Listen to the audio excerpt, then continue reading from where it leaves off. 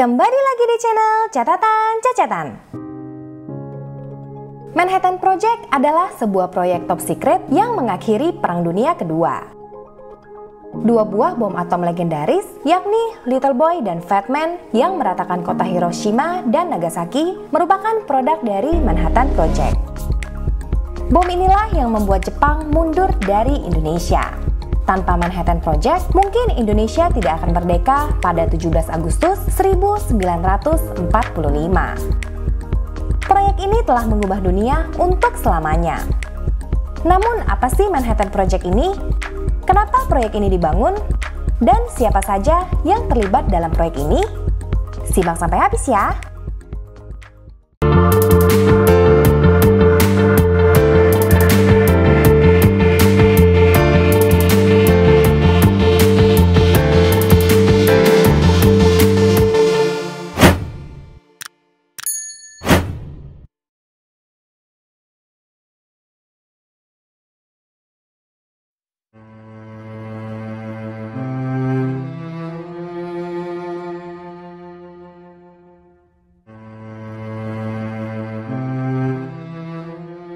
Semua bermula dari si jenius Albert Einstein. Pada 27 September 1905, Albert Einstein mempublikasikan rumus yang menjelaskan hubungan antara massa dan energi dalam jurnal Annalen der Physik. Rumus itu adalah E sama dengan mc². Meskipun Einstein bukanlah ilmuwan pertama yang berhasil memecahkan persoalan ini, namun berkat Einstein-lah rumus ini menjadi terkenal. Formula E sama dengan mc² sangat penting bagi perkembangan ilmu pengetahuan dan teknologi, termasuk senjata nuklir. Meskipun rumus ini hanya menjelaskan mengenai pelepasan energi, dan Einstein sendiri tidak pernah secara spesifik menjelaskan bagaimana cara membuat bom atom. Pada akhir tahun 1938, sekelompok ilmuwan Jerman sedang melakukan penelitian terhadap elemen-elemen energi seperti radium dan neutron. Mereka adalah Otto Hahn, Fritz Strassmann, Lisa Meitner, dan Niels Bohr. Sekitar Januari 1939, Hahn dan Strassmann melakukan fisi atau pembelahan elemen uranium. Selama proses fisi ini, mereka menemukan keberadaan neutron tambahan di dalam uranium tersebut. Eksperimen ini menghasilkan reaksi rantai nuklir. Hahn dan Strassmann mempublikasikan hasil kerja mereka pada bulan Februari. Pada bulan April 1939, seorang ilmuwan Jerman lain yang bernama Paul Harteg bersama dengan asistennya Wilhelm Groth memberitahu kepada Menteri Pertahanan Reich ketiga mengenai potensi penemuan senjata baru untuk kepentingan militer Nazi. Maka setelah Perang Dunia Kedua pecah pada 1 September 1939, Harteg dipercaya untuk mengembangkan senjata tersebut di fasilitas persenjataan Angkatan Darat. Ia pun mulai membentuk tim ilmuwan Jerman termasuk Otto Hahn, Strassmann, dan Kurt Dibner. Di New York, seorang ilmuwan kebangsaan Hungaria bernama Leo Szilard juga mendengar penemuan Hahn dan Strassmann ini. Tidak butuh waktu lama baginya untuk menyadari potensi reaksi berantai tersebut. Sekilas tentang Leo Szilard. Ia lahir di Budapest, Kerajaan Hungaria. Ia terlahir di keluarga Yahudi kelas menengah. Pada tahun 1919, ia melanjutkan studinya di Berlin. Di sini ia mengikuti kelas yang diajar oleh Albert Einstein, Max Planck, James Franck, dan lain-lain. Disertasi doktoralnya tentang termodinamik dipuji oleh Einstein. Szilard juga menyusun reaksi berantai nuklir pada tahun 1933 dan mematenkan gagasan tentang reaktor fisi nuklir pada 1934. Ia juga bekerja sama dengan Einstein dalam membuat refrigerator atau kulkas yang hemat energi. Ketika Adolf Hitler menjadi kanselir pada tahun 1933, Szilard membawa keluarganya untuk kabur ke Inggris selagi masih bisa. Pada bulan November 1938, ia pindah ke New York. Tidak lama kemudian, ia mendengar karya Hahn dan Strassmann. Ia pun segera menghubungi Enrico Fermi yang terkenal dengan Fermi Effect. Namun ia gagal meyakinkan Fermi akan potensi bahaya di masa depan. Karena pada masa itu memang belum ada bukti otentik mengenai reaksi nuklir.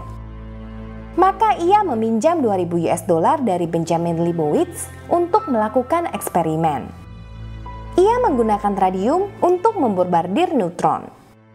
Bersama dengan timnya, mereka menemukan bahwa neutron terus melipat ganda secara signifikan. Ini membuktikan bahwa reaksi berantai sangatlah mungkin. Namun ia tidaklah senang dengan keberhasilannya ini. Dia memahami konsekuensi dari penemuan tersebut. Malam itu ada keraguan dalam pikiranku bahwa dunia sedang menuju ke dalam kedukaan, kata Szilard. Pada Agustus 1939, Szilard menulis 2 lembar surat penting kepada Presiden Roosevelt, menjelaskan tentang kemungkinan senjata nuklir serta memperingatkan bahwa Jerman sedang mengerjakan proyek senjata nuklir. Namun siapalah Leo Szilard? Surat itu akan sangat mudah dirobek oleh Roosevelt kecuali ada nama seorang ilmuwan yang terkenal. Maka ia menghampiri rekan lamanya, yaitu Albert Einstein. Einstein dengan cepat mengerti konsep yang disampaikan oleh Szilard. Maka Szilard meyakinkan Einstein untuk menandatangani surat tersebut, meminjam ketenaran Einstein agar surat itu menarik perhatian Presiden. Menerima surat ini, Roosevelt segera memerintahkan untuk melakukan penelitian dan mendirikan Komite Penasehat Uranium yang diketuai oleh Lyman J. Briggs, seorang ilmuwan, juga direktur dari National Bureau of Standards. Tim ini melakukan meeting pertama pada 21 Oktober 1939, dihadiri oleh Szilard dan Fermi. Proyek ini hanya didanai 6.000 US dollar. Karena Amerika memang belum terlibat dalam perang, jadi pemerintah belum terlalu serius menanggapi ini. Hasil dari penelitian ini melahirkan sebuah prediksi. Jika Jerman berhasil membuat senjata tersebut, maka Jerman akan memenangkan perang. Pada 6 Desember 1941, untuk berjaga-jaga, Komite Penelitian Pertahanan Nasional menyatakan akan all out dalam memproduksi bom atom. Kebetulan keesokan harinya, Jepang mengebom Pearl Harbor yang menyeret Amerika ke dalam Perang Dunia Kedua. Proyek ini menjadi semakin dikhususkan. Untuk itu, mereka membutuhkan sebuah laboratorium khusus yang canggih dengan keamanan tingkat tinggi. Berbicara mengenai pembangunan pabrik peledak, menurut teman-teman, kira-kira siapa yang cocok untuk mendapatkan kepercayaan dalam membangun proyek ini? Ya, perusahaan DuPont. Meski awalnya ragu untuk turut andil dalam proyek ini, karena DuPont cukup trauma menghadapi tuduhan mengambil keuntungan dari Perang Dunia yang Pertama, namun akhirnya DuPont menyetujui permintaan ini. DuPont menjadi kontraktor utama dalam membangun fasilitas plutonium di Oak Ridge, Tennessee. Letnan Jenderal Leslie Richard Groves Jr. dipercaya sebagai direktur untuk fasilitas ini. Dan pada 13 Agustus 1942, secara resmi proyek ini diberi nama The Manhattan Project.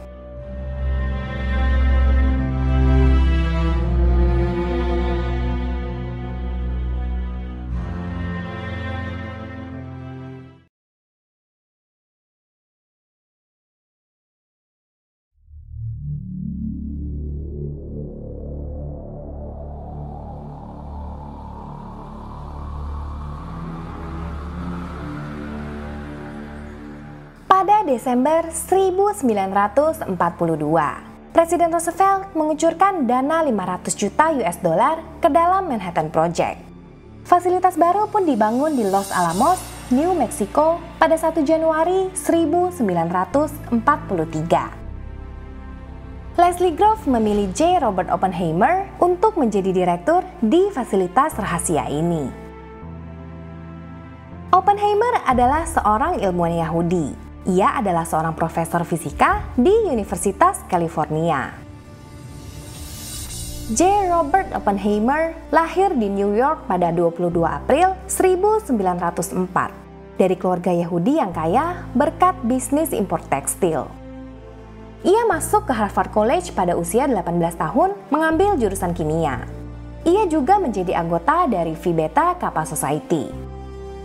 ia merupakan mahasiswa yang cemerlang. Ia hanya butuh waktu 3 tahun untuk lulus dari Harvard dengan status summa cum laude. Kemudian ia melanjutkan studi di Cambridge. Namun setahun kemudian, ia meninggalkan Cambridge untuk pindah ke Universitas Göttingen di Jerman. Di sini ia berkenalan dengan Enrico Fermi, Edward Teller, dan beberapa nama besar lainnya. Oppenheimer telah melakukan banyak penelitian penting dalam bidang teori astronomi, fisika nuklir, hingga quantum field theory. Dari segi pandang politik, Oppenheimer lebih condong ke kiri. Ia sangat mendukung ide-ide komunis selama era McCarthy. Meskipun begitu, ia tidak pernah bergabung dengan Partai Komunis Amerika. Makanya ketika Leslie Groves mengangkatnya menjadi direktur dalam Manhattan Project yang sangat rahasia, banyak pihak yang kaget dan mempertanyakan keputusan Groves. Namun Groves melihat kompetensi Oppenheimer dalam bidang ini. Oppenheimer membentuk sebuah grup yang berisi ilmuwan-ilmuwan fisika kelas atas. Ia menamai grup ini dengan luminaris atau tokoh-tokoh. Pada tahun 1943, penelitian di laboratorium ini mengarah pada sebuah bom tipe bedil yang mengandung fisi plutonium yang diberi nama Thin Man. Bom ini menggunakan plutonium-239 yang sangat murni. Namun ketika sampel pertama selesai, ditemukan sebuah masalah. Plutonium yang dihasilkan ternyata memiliki laju fisi spontan yang sangat tinggi, sehingga ada kemungkinan bom akan meledak duluan sebelum sampai ke target. Pada Agustus 1944, Oppenheimer melakukan reorganisasi menyeluruh pada lab Los Alamos. Ia mengulang semua pekerjaan selama ini dan akhirnya mendapatkan solusi. Masalah utama pada Thin Man adalah menggunakan plutonium-239. Maka, ia beralih menggunakan uranium-235 yang jauh lebih efektif. Perangkat ini diberi nama Little Boy pada Februari 1945. Di balik membuat bom ini, ada beberapa nama ilmuwan wanita yang berperan cukup besar. Seperti Maria Goeppert Mayer yang berperan besar dalam menemukan cara memisahkan isotop fisi uranium-235. Dan Elizabeth Rona yang menyadarkan para pekerja di dalam lab akan bahaya dari paparan radioaktif. Tanpa Rona, mungkin semua orang yang pernah bekerja di Manhattan Project akan berumur pendek akibat efek samping radiasi. Untuk Maria Goeppert, ia mendapatkan penghargaan Nobel pada tahun 1963 dan menjadi wanita kedua yang memenangkan Nobel kategori fisika. Yang pertama adalah Marie Curie. Setelah menyelesaikan Little Boy, tim Oppenheimer mendesain satu model baru lagi yang berbentuk lebih bulat dan gemuk. Model baru ini diberi nama Fat Man, sedangkan desain Little Boy lebih kurus dan panjang. Kemudian mereka membuat satu bom lagi dengan menggunakan desain Fat Man untuk dites. Yang satu ini diberi nama The Gadget. Pada tanggal 16 Juli 1945, saatnya menguji hasil kerja keras kolaborasi para ilmuwan ini. The Gadget akan diledakkan di area gurun yang disebut Jornada del Muerto, yang berarti perjalanan satu hari orang mati. Tempat ini terletak di 56 km ke selatan dari Socorro, New Mexico. Oppenheimer memberi codename untuk misi percobaan ini, yaitu Trinity. Dihadiri oleh 425 orang, diantaranya ada Vannevar Bush, James Chadwick, Thomas Farrell, Enrico Fermi, Richard Feynman, Leslie Groves, dan Oppenheimer sendiri. Rencana awal tes ini akan dilakukan pukul 4 pagi hari. Namun terpaksa ditunda akibat hujan. Baru bisa dilakukan setelah hujan reda pada pukul 5:29 di pagi hari. The Gadget meledak menghasilkan awan jamur yang cukup besar setinggi 12,1 km. Ledakan ini melepaskan energi ledakan setara dengan 22 kiloton TNT. Pasir-pasir terlebur menjadi semacam kristal kaca berwarna kehijauan dan mengandung radioaktif rendah. Kristal ini kemudian diberi nama Trinitite yang berasal dari kata Trinity. Ledakan ini menghasilkan sebuah kubah selebar 80 meter dengan kedalaman sekitar 1,4 meter. Dan lapisan trinitit terbentuk setidaknya dalam radius 300 meter. Para hadirin menyaksikan dari jarak setidaknya 16 km dari pusat ledakan. Itu pun mereka masih bisa merasakan shockwave dan hawa panas yang dihasilkan. Menurut laporan dari Trinity Test ini, hawanya sepanas oven di base camp. Setelah euforia selesai, Kenneth Bainbridge, seorang fisikawan Amerika yang juga terlibat dalam Manhattan Project, berkata kepada Oppenheimer, "Sekarang kita semua adalah sons of..." Oppenheimer mengaku saat menyaksikan ledakan tersebut, ia teringat pada sebuah ayat dalam kitab suci Hindu, Bhagavad Gita. Ayat itu berbunyi, "Jika pancaran 1000 matahari meledak sekaligus ke atas langit, itu akan menjadi seperti kemegahan yang agung." Disusul dengan ayat lain yang berbunyi, "Sekarang aku telah menjadi maut, penghancur bagi dunia." Little Boy dan Fat Man sudah terduduk manis di dalam laboratorium, menunggu waktu.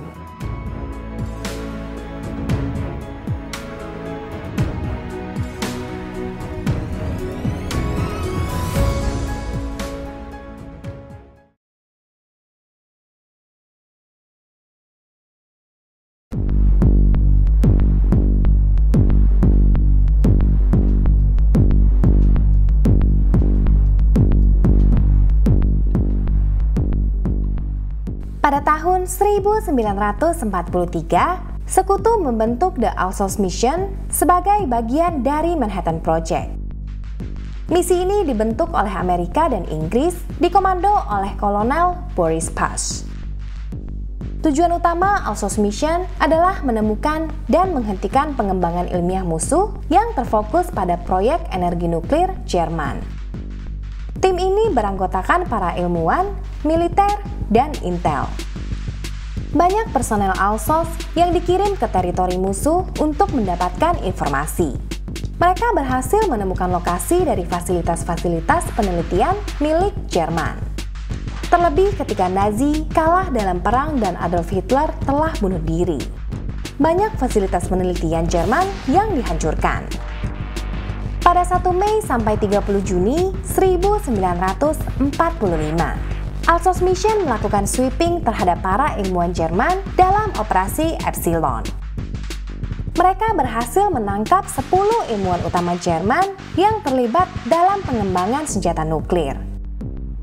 Mereka yang tertangkap dalam operasi Epsilon adalah Otto Hahn, Paul Hartek, Kurt Dibner, Erich Bech, Walter Gerlach, Max von Laue, Horst Korching, Carl Witz, Werner Heisenberg, dan Carl Weizsäcker.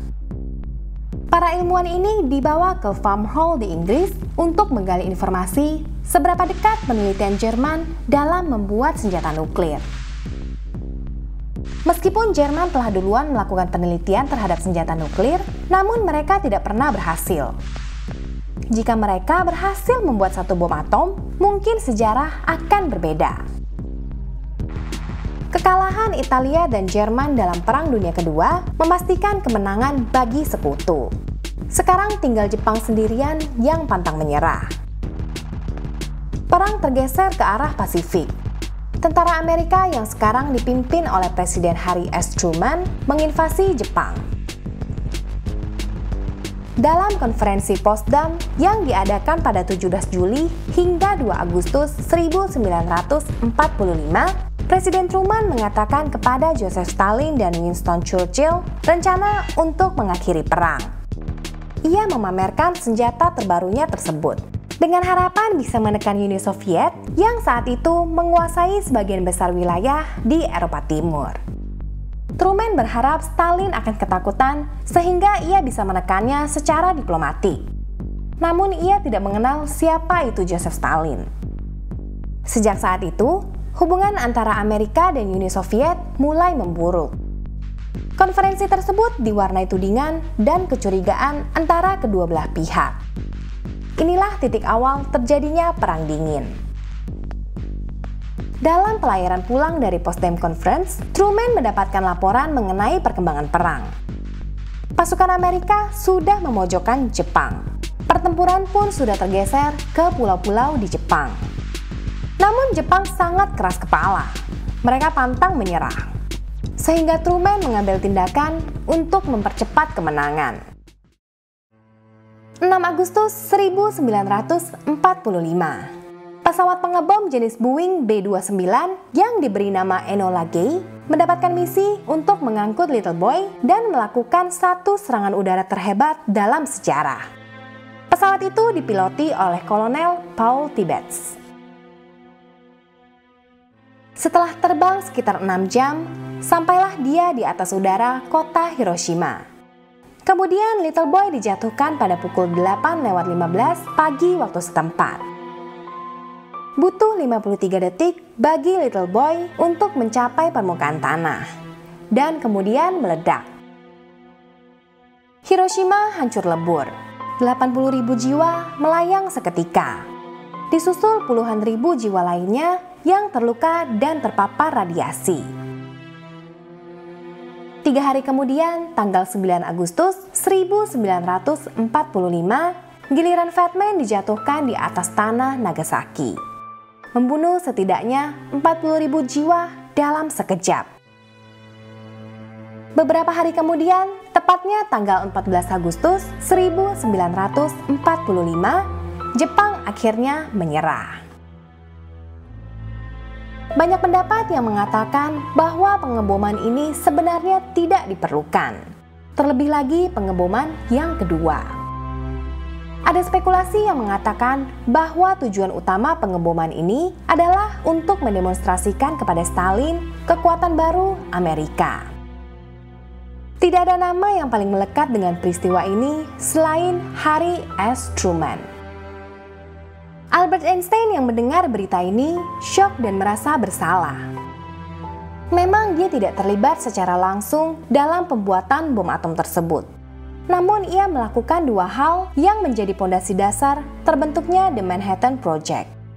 Yang pertama adalah menemukan rumus E sama dengan mc², dan yang kedua adalah menandatangani surat yang ditulis oleh Leo Szilard kepada Presiden Roosevelt. Jika saya tahu bahwa Jerman akan gagal dalam pembuatan bom atom, saya tidak akan pernah menggerakkan jari, kata Albert Einstein menyesali surat tersebut.